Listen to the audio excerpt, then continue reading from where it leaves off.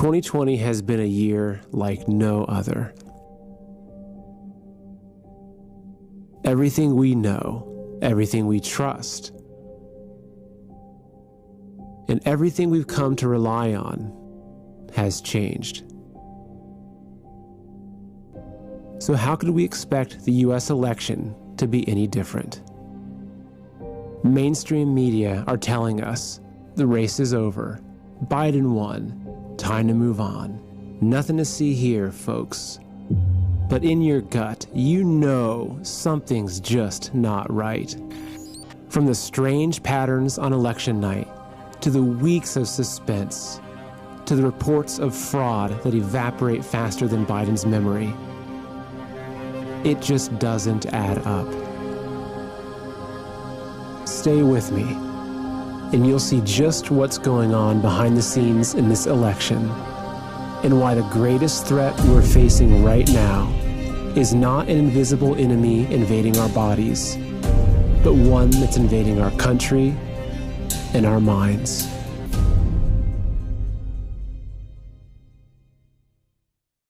Welcome to Man in America.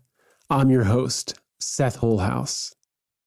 Let me ask you, how do you know what's happening in the world right now?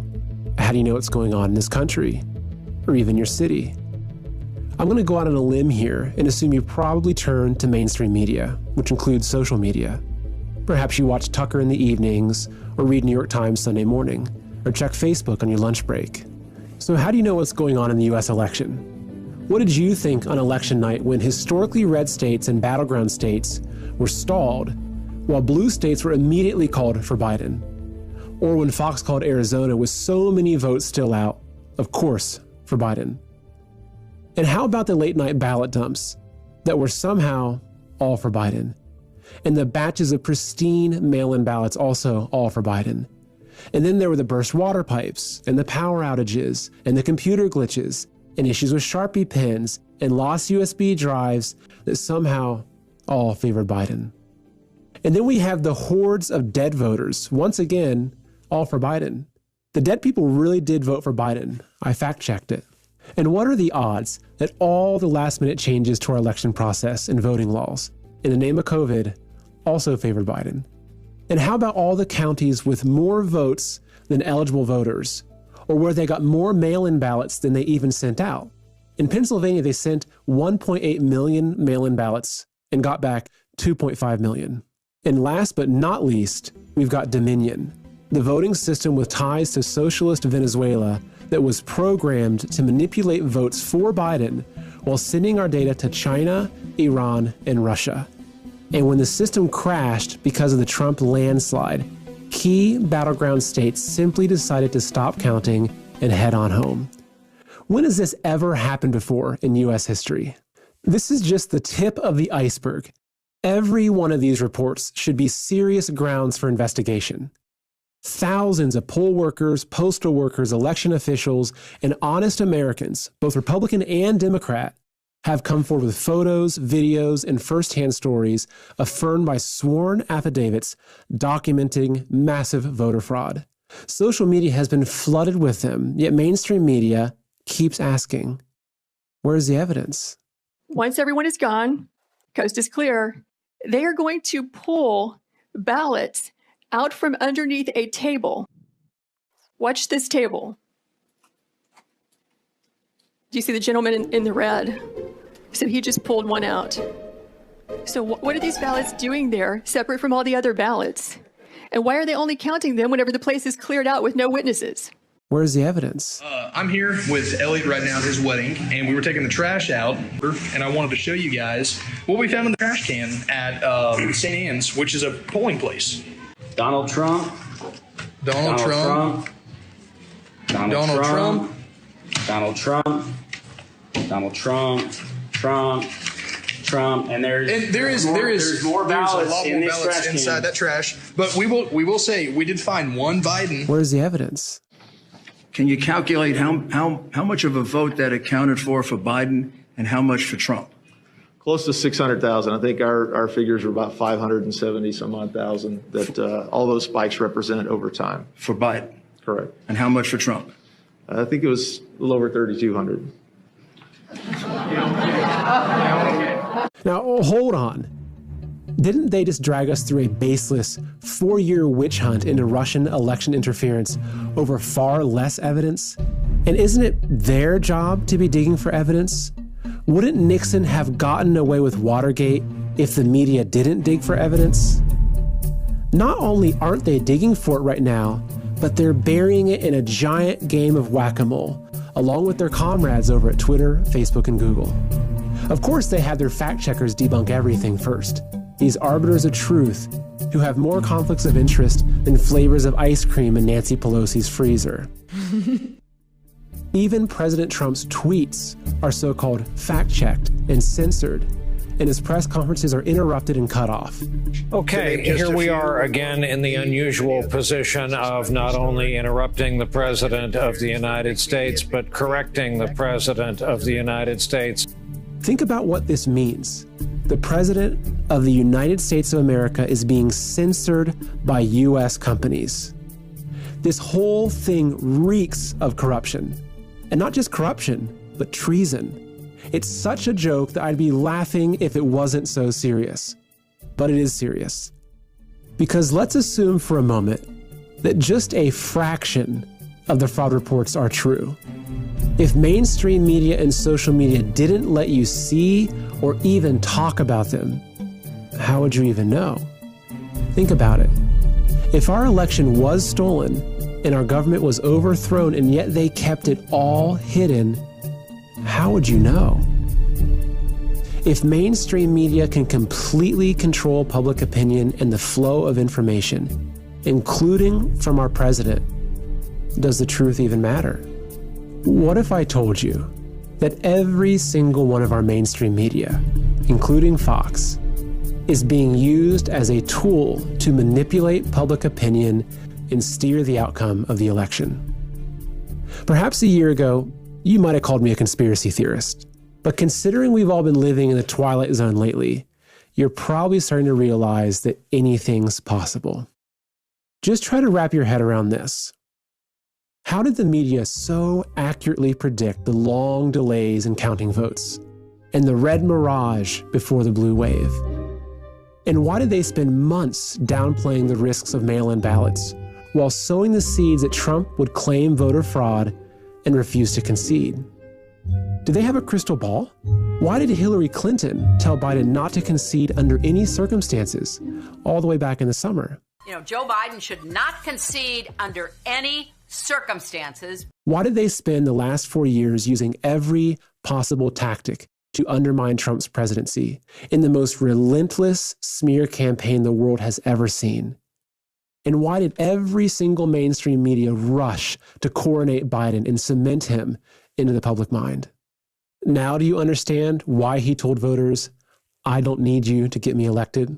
I don't need you to get me elected. It never mattered that he hid in his basement all summer. It never mattered that only 5 people turned out to his rallies. And it never mattered that he couldn't even string a sentence together. True international effort to pressure. It never mattered that the majority of Americans chose President Trump on November 3rd. And it doesn't matter that their fraud is more obvious than the stains on Monica Lewinsky's dress. Because when you control every single channel of information, nothing else matters. Right now, big media, big tech, big government, and even celebrities are blanketing us with the narrative that Biden won, while censoring all evidence of fraud and concealing the very real truth that our nation is facing its greatest threat since the American Revolution. Because as our founding fathers knew all too well, the moment we no longer have free speech and a free press to keep the government in check, we no longer have a democracy. I'm going to level with you now. Anyone who has escaped communist China, Russia, Cuba, or North Korea can see the writing on the wall. In 1963, the communist goals to overthrow the United States were entered into congressional record. They stated, capture one or both of the political parties, infiltrate the press, gain control of key positions in radio, TV, and motion pictures. After this election, it's pretty clear these goals have been achieved. And the more you look into it, the more you see that all roads lead to China, or more specifically, the Chinese Communist Party, the CCP. Guess who owns a massive chunk of Hollywood, including AMC theaters and legendary film studios? You got it, the CCP. Guess who pays millions of dollars to mainstream newspapers, including the Wall Street Journal and the New York Times, to publish their propaganda? The CCP. And guess who's given the Biden family billions of dollars? Yes, the CCP. Now do you see why Biden is the media's darling? On the contrary, who's been the biggest thorn in the CCP's side? Who stood up to their abusive trade policies and slapped them with billions of dollars in tariffs? Who dismantled their stranglehold on manufacturing and brought American factories and jobs back home? Who stopped the pillaging of U.S. intellectual property? Who put serious penalties in place for violating religious freedoms? And finally, who had the guts to call a spade and rightfully point a finger at the CCP for concealing a virus that has crippled our entire world? President Trump. Now do you understand why they hate him so much? They've been coming after America, coming after you and I for decades, and their plan was basically complete. That is, until President Trump got in their way. Right now, we're in a battle for our republic. The enemy is already inside the gates. Even those we thought we could trust have turned on us. They're not fighting with guns and bombs, no, but with words, ideas, and narratives. Because what they're fighting for are our minds. In 1956, communist leader Khrushchev said, "We will take America without firing a shot. We do not have to invade the U.S. We will destroy you from within." I hope you can see now that the invisible enemy is communism, and the most deadly virus is the Chinese Communist Party. It sneaks into a country through the vices of corrupt politicians, businessmen, and people with power and influence. It rips through cities and towns, bodies and minds, leaving no stone unturned, no soul untouched, and a trail of death and destruction in its wake. It sows its seeds by convincing us that lies are truth, evil is good, and hatred is love, that division is unity, and that our enemies are each other.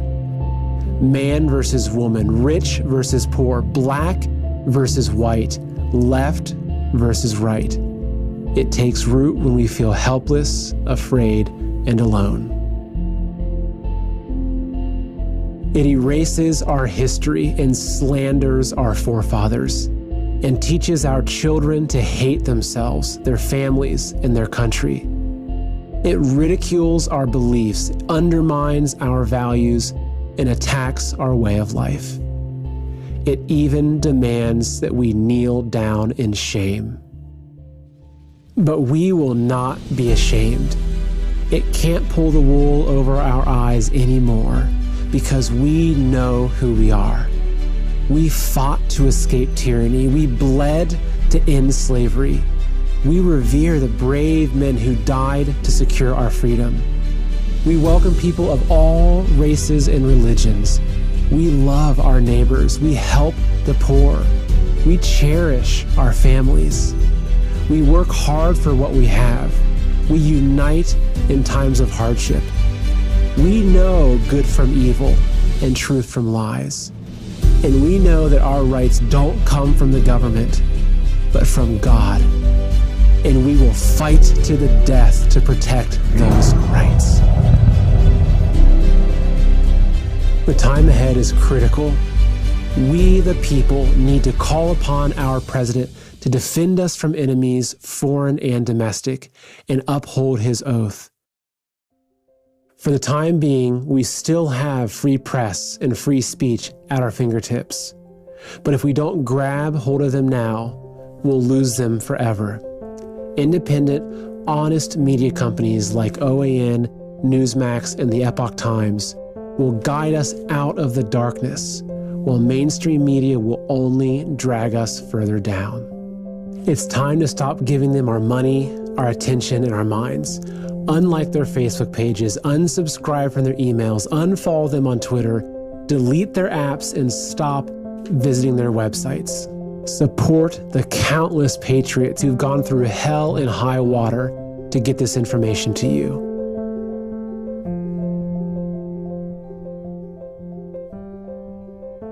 Like their content, subscribe to their channels, share their videos, spread their message. Stop using Google search. Google is censoring every result and robbing you of your right to know the facts. Start using DuckDuckGo and compare them. You'll be shocked. Get off Twitter and Facebook and switch to Parler. Join millions of patriots who have already turned their backs on these toxic companies who dare silence our voices. Join the millions of patriots who are standing up and rallying across the country, demanding justice and rejecting communism. Our enemies snuck in during the night and tried to use the media to lull us to sleep while they stole our country. But instead, they awoke the sleeping giant. We see them for who they are now. And they'll never be able to fool us again. They tried to trigger a great reset, but instead, they triggered a great awakening. We will not look back 5 years from now and tell our children that we did nothing as our nation was stolen. We will tell them that we fought for and won our freedom just like our forefathers in 1776. America is the last bastion of freedom in the world. We are the only remaining threat to the CCP virus. If we fall, the world will fall. But we will not fall. It's time to stand with our founding fathers and to invoke the power of we the people and the power of God. We are the patriots. Join us.